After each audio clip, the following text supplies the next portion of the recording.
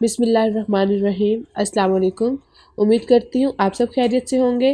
میری اللہ تعالیٰ سے دعا ہے اللہ پاک آپ کو تمام پریشانیوں سے محفوظ رکھے، آمین۔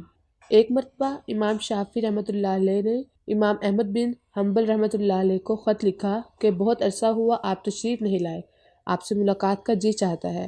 یہاں یہ ذکر کرتی چلوں کہ امام شافعی رحمۃ اللہ علیہ استاد ہیں اور امام احمد بن حنبل رحمۃ اللہ علیہ شاگرد۔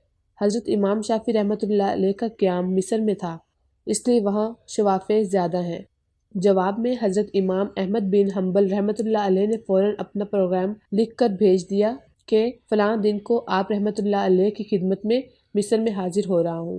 حضرت امام شافعی رحمۃ اللہ علیہ نے اپنے گھر والوں کو، اپنے ملنے جلنے والوں کو، دوست احباب اور دوسرے علماء کو ان کے آنے کی اطلاع دی، پھر ان کی دعوت و استقبال کا خصوصی اہتمام کیا اور لوگوں کو بتایا کہ اگرچہ وہ میرے شاگرد ہیں مگر وہ ایک بڑے امام ہیں۔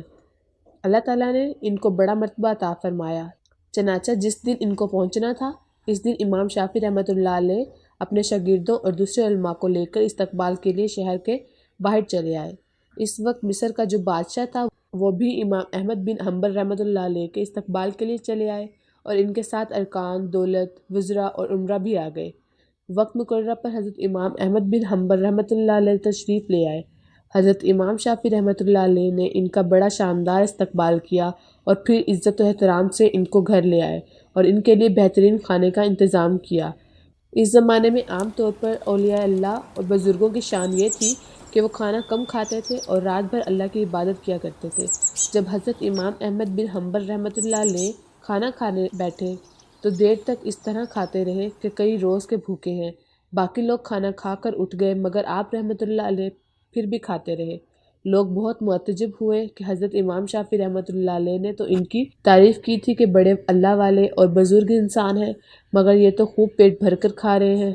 لوگوں اور حضرت امام شافعی رحمۃ اللہ علیہ کے گھر والوں میں ان کے بارے میں چہ مگوئیاں ہونے لگی لیکن کوئی کچھ نہ بولا۔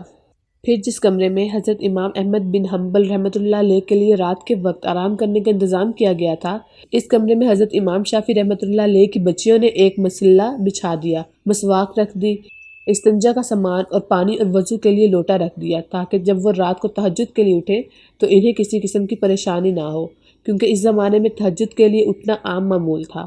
اللہ تعالیٰ بچائے کہ آج ہمارے زمانے میں یہ افسوسناک ماحول بن گیا ہے کہ صبح 8 یا 9 بجے اٹھنا معمول بن گیا ہے۔ اس زمانے میں تو عام لوگ بھی تہجد کی نماز پڑھا کرتے تھے اور قائم اللیل ہوا کرتے تھے، اور جو علماء صالحہ تھے وہ رات کے وقت عبادت ہی کیا کرتے تھے۔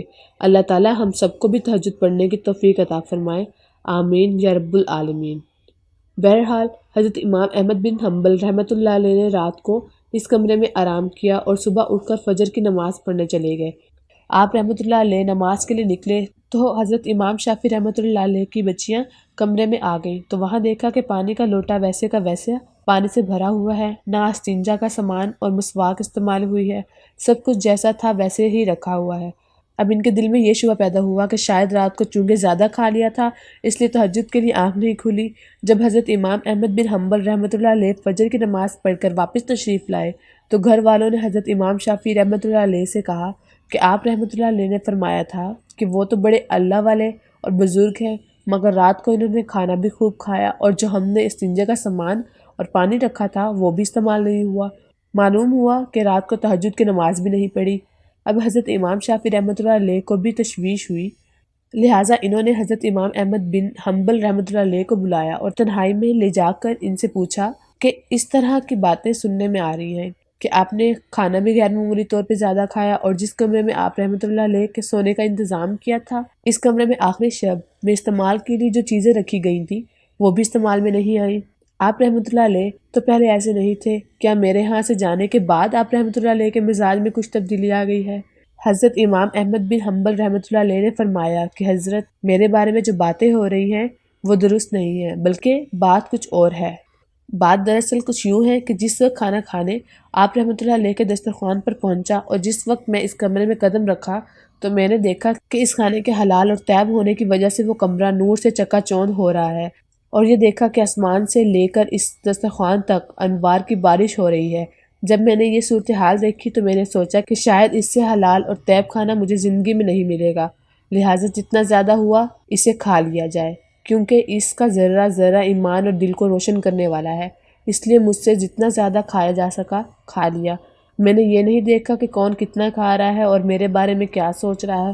جہاں تک مجھ میں کھانے کی سکت تھی کھاتا گیا، اور پھر حلال کھانے کی وجہ سے بدہضمی بھی نہیں بلکہ وہ سریع ہضم پاتا ہے اور بدن میں جا کر جزو بدن بن جاتا ہے اور روح کو منور کرنے کا ذریعہ بن جاتا ہے۔ الحمدللہ میں نے اس کا اثر محسوس کیا۔ کھانا کھانے کے بعد نہ تو وہ مجھے بدہضمی ہوئی اور نہ مجھے کوئی تکلیف ہوئی۔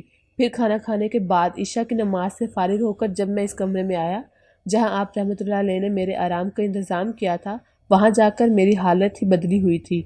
سونے اور آرام کرنے کو طبیعت ہی نہیں ہو رہی تھی، اگرچہ میں لمبا سفر کر کے آیا تھا، مگر اس کھانے میں اتنی غذائیت اور توانائی تھی کہ میری تھکان اور سستی بھی جاتی رہی، اور جب میں سونے کے لیے لیٹا تو مجھے نیند نہ آئی، لہٰذا میں لیٹے لیٹے قرآن و حدیث میں غور کرتا رہا، حتیٰ کہ پوری رات غور و فکر کرتے ہوئے گزار دی، اور اس رات میں قرآن و حدیث سے 100 مسائل مسترد کر لیے، اور وہ مسائل ایسے تھے جو اس سے پہلے کبھی میرے ذہن میں نہ آئے اور نہ کبھی ان کی طرف خیال گیا تھا، لیکن جب آج کی رات میں نے غور کیا تو مجھے ایسا محسوس ہوا کہ قرآن و حدیث کے علوم اور اسرار میرے سامنے کھلے ہوئے ہیں۔ تمام مسائل کی تفصیل اور وجوہات میرے ذہن میں آتے چلے گئے، اور صبح تک میں مسائل کا استنباط کر رہا تھا، اور اسی حالت میں صبح ہو گئی۔ یہ سب آپ رحمۃ اللہ علیہ کے کھانے کا اثر تھا جو رات بھر میں نے محسوس کیا۔ اس لیے تہجد کے وقت نہ تو لوٹا استعمال کرنے کی ضرورت پیش آئی اور نہ مسواک کی ضرورت پیش آئی، اور وہی عشاء کا وضو فجر میں کام آیا۔ یہ سن کر حضرت امام شافعی رحمۃ اللہ علیہ نے اپنے گھر والوں کو حقیقت حال سے آگاہ کیا، اور جو لوگ ان کے بارے میں غلط قسم کی باتیں کہہ رہے تھے ان سے کہا کہ تم نے ان کی شان میں گستاخی کی ہے، لہٰذا ان سے معافی مانگو، ان کا حال تو یہ ہے۔ بحوالہ خطبات حکیم الاسلام۔ اس واقعے سے ہمیں سب سے پہلا یہ سبق ملتا ہے کہ حلال کھانا دین کی طرف رغبت کا بہت بڑا ذریعہ ہے۔ دوسرا سبق یہ ملتا ہے کہ کسی پر بغیر تحقیق کے الزام لگانے سے گریز کیا جائے۔ اللہ تعالیٰ ہمیں عمل کی توفیق عطا فرمائے، آمین یا رب العالمین۔ امید کرتی ہوں آپ کو یہ ویڈیو پسند آئی ہوگی۔ مزید اچھی ویڈیوز کے لیے میرے چینل سبسکرائب کریں۔ ابھی کے لیے اجازت چاہتی ہوں، اللہ حافظ۔